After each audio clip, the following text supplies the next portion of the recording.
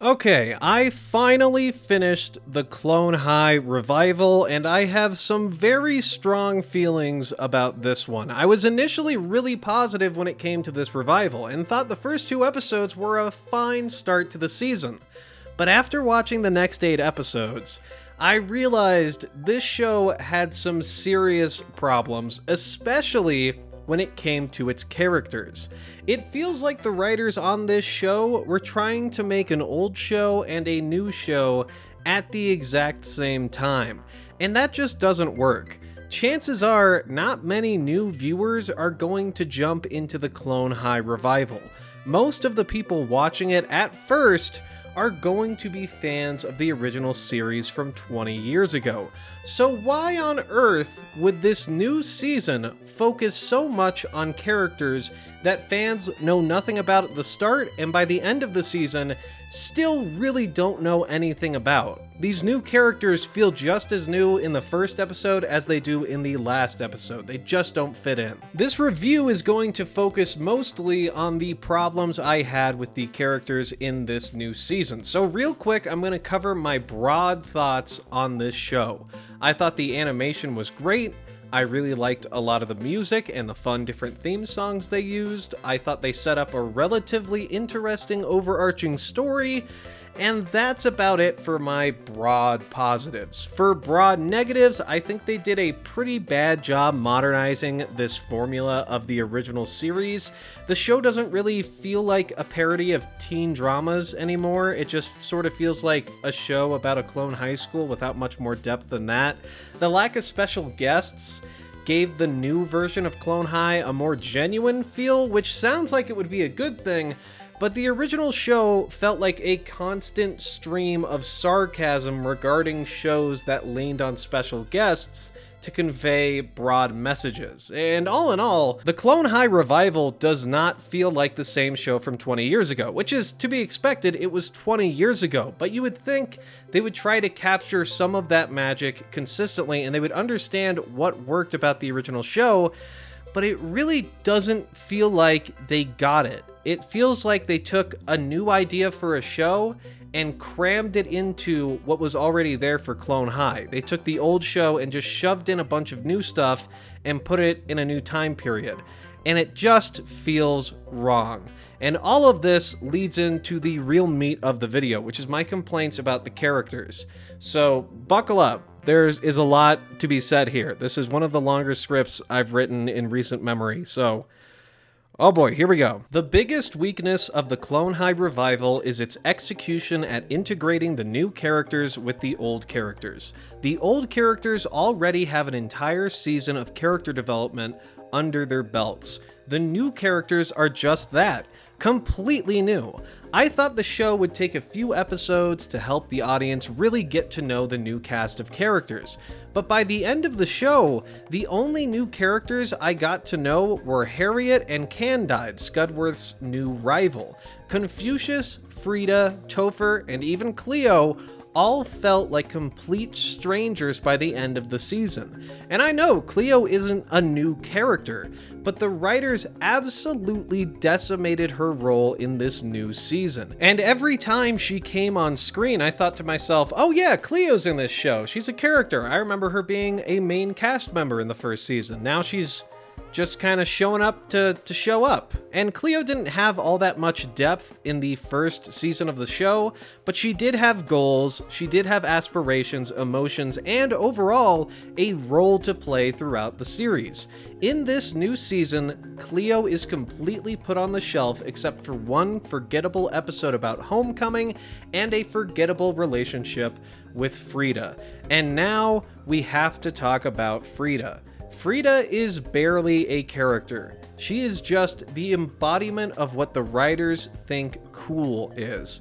A character like Frida's could work if she was a side character. She could have been a character that was so cool and smart that she felt she was too cool to get caught up in the drama of high school and instead chose to exist outside of the craziness. She would be like their Yoda, their sort of shaman who just hangs out outside of all the craziness because they realize how crazy and futile all of their problems are. Instead of that, Frida is a character that acts like she is better than everyone, despite falling into the same relationship drama and high school drama that the other characters get wrapped up in.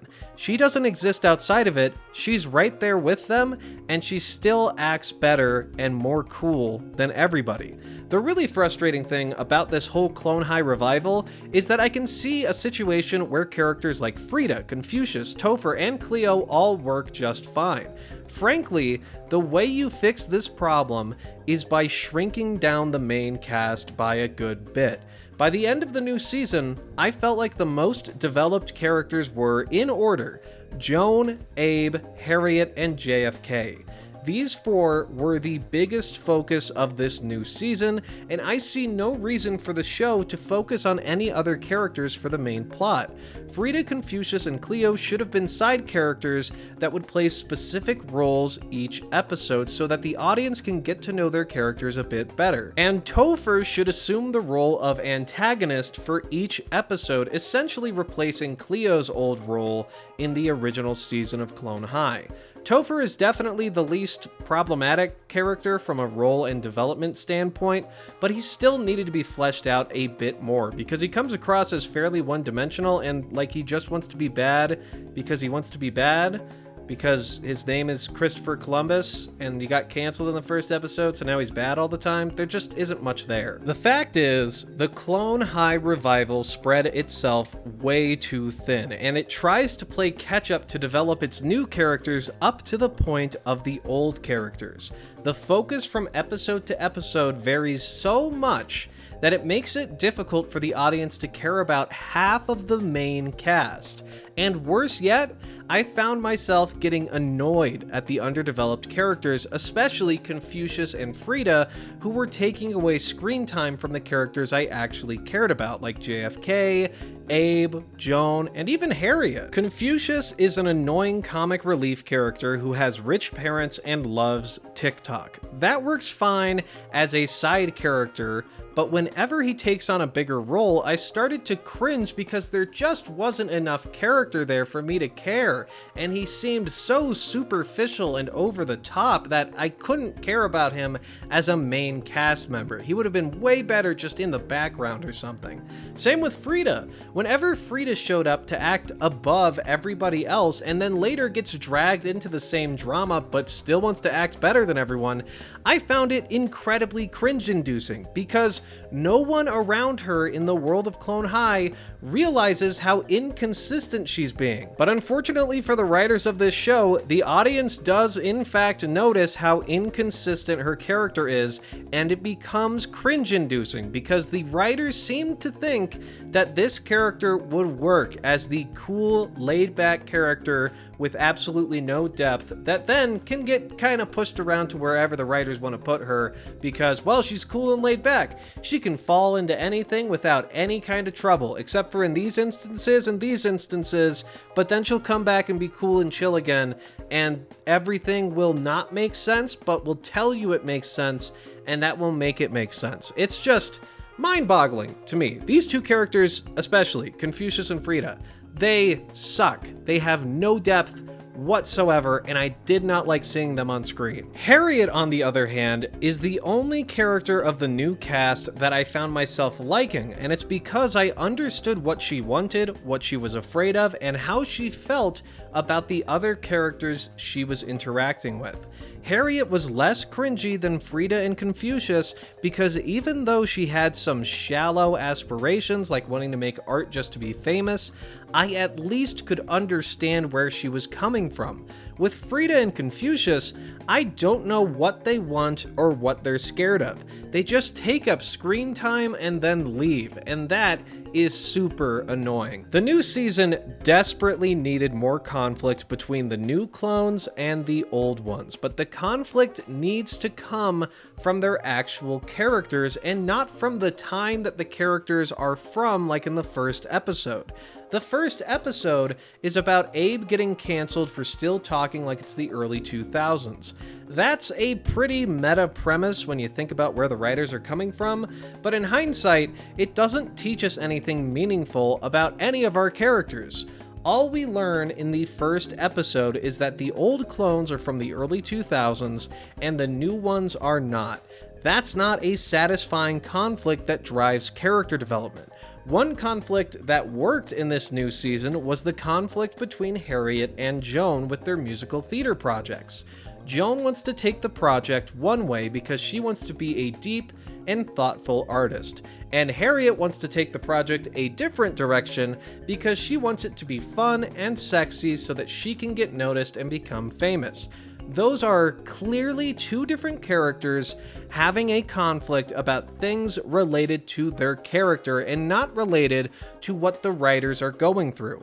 So much of the drama in this show feels like it's being projected from the writers without any care for how it will fit with the characters and the world they set up. And that brings up another complaint that I've heard so many people talking about, and that's the fact that most of these new cloned historical figures don't reflect their original historical counterparts. I really loved this idea set up in the first season surrounding the character Gandhi, who is now no longer in the show except for a few odd jokes. Gandhi's character is a goofy class clown, but that is because of the pressure put on him to live up to his historical counterpart. He feels he can't live up to Gandhi, so he decides to basically push all of his emotions down and just become a goofball. That works for his character, and it works for how astronomically high the expectations for a clone of Gandhi would be. But every new clone in this revival falls into that exact same archetype, which makes them all feel like cookie-cutter blank slates made for the writers to project their own emotions onto. It's perfectly fine to have high school-aged characters who feel they can't live up to the expectations being set upon them. That's what makes a lot of these high school stories interesting and relatable, because a lot of us went through that, and it's what makes Clone High funny, is that, oh yeah, we think we have it bad. These clones have to live up to some of the most influential people in human history. That's what makes the show work. You can't just have them be like, oh, I'm afraid, so I'm going to be a completely different character and have no relation whatsoever other than my appearance to my historical counterpart. That's not satisfying for the audience at all. You know how Frida is a clone of Frida Kahlo, the famous artist? Why not have a scene where she's in art class with Joan and Harriet and she's struggling to find her artistic voice and seeks out Joan and Harriet's help? That's a plot that involves two new characters and one old one that is based on Frida's insecurities, goals, and the fact that she wants to live up to her historical counterpart. Or how about Confucius? He's a clone of a super influential philosopher, and all he does in the series is record TikToks and screw around on the internet. Why not build a story around Confucius trying to live up to his historical counterpart the only way he knows how? By using the internet to start a podcast that quickly gets him into trouble at school because he starts spreading misinformation because he was too lazy to research anything and just wanted to start making stuff. You can tell these modern stories with this cast of cloned historical characters, but frankly, I don't think the writers cared. I really don't think they did. I think they came up with the ideas for the characters before attaching historical figures to those archetypes. And then they just decided that was good enough and moved on. That's why this new cast feels so drastically different from the old one. They don't feel like clones of historical figures. They feel like watered down clones of the writers and people the writers know. This is easily one of the biggest fumbles in character development I have ever seen in a TV show, especially considering they had all of the old characters to look at for inspiration. Fans of Clone High liked the old show because of the characters and the goofy storylines. This new version of Clone High did their best to do away with the characters and just keep the goofy storylines. It's no wonder why the highest rated episode of this new season is the one singular episode that focuses on Mr. B and Scudworth and has the least amount of clones in it. It's because the writers did a bad job making this mix of old and new clone characters. Honestly, Scudworth, Mr. B, and their new nemesis Candide are what saved this show for me. The Clone High revival was always better when these characters were on screen, and for a show called Clone High, that's sort of a problem, because you would hope it's the cloned high schoolers, not their principal, his robot butler, and their new nemesis. It's mind-boggling to me. At least I can say I liked one aspect of this show. Now, there's a lot more I could say about this Clone High revival, but frankly, I think it would be a waste of time. Plain and simple, these characters do not work well together, and it feels like a chore to sit through. It is genuinely annoying to go from a funny scene with Joan and JFK to a cringe-inducing scene with Frida and whoever else gets dragged into that scene with her. The new cast of characters is broadly underdeveloped except for Harriet, and the old cast of characters is far more interesting than the new characters aside from Cleo. But the biggest problem this show has is that the good characters have to share just as much screen time with the terrible ones. I really don't think I can recommend this revival to anybody, not fans of the original series and not newcomers. There just isn't that much for anybody, especially diehard fans. Diehard fans won't like it because it's not close enough to the original. New people won't like it because there isn't enough there to even hold their attention as a new thing. It just isn't a very good TV show. It's poorly executed from a character development standpoint, and that is the most important aspect of a high school drama. It's not the high school itself, it's not the classes they go to, it's not even really the teachers, it's about the high school students and the drama they're going through. And if you screw that up, you screw the entire show up. So with all of that being said, I'm going to give the Clone High revival a score of 4 out of 10. The only reason it is not lower is because Mr. B and Scudworth are still really good characters. And that new character they introduced as their nemesis, who I believe their name is Candide, something like that. I've said it a few times in this review and I can barely remember it, which isn't a great sign, but I think her character worked just fine as an antagonist. I think she played her role really, really well. And those two were consistently funny in a lot of the B plots. And then the second to last episode of the season was the best episode of the entire show. And it's because it focused on Scudworth and Mr. B solely. That's what saved this show for me. I liked a lot of the animation. I liked the music.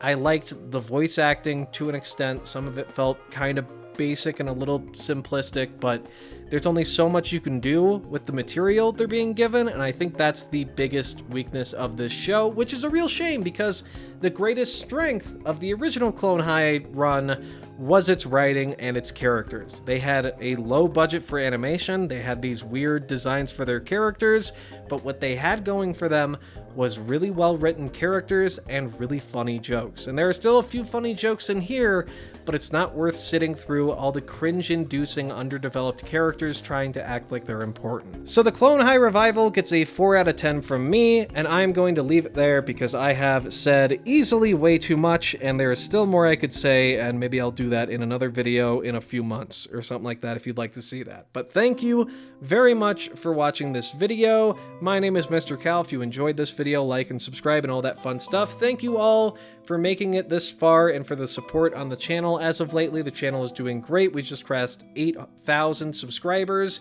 which is a huge deal. Love it. Super, super happy with it. Cannot thank you enough. And we are going to keep on grinding. Let me know what you thought of the Clone High revival in the comment section below, whether you hated it or not. I just want to hear what you think so I can better sort of assess what the pulse is on this, because I really did not enjoy it, and I would love to know what other fans of Clone High thought as well. That's all I got. Like and subscribe, all that fun stuff, and I will see you all next time. Goodbye.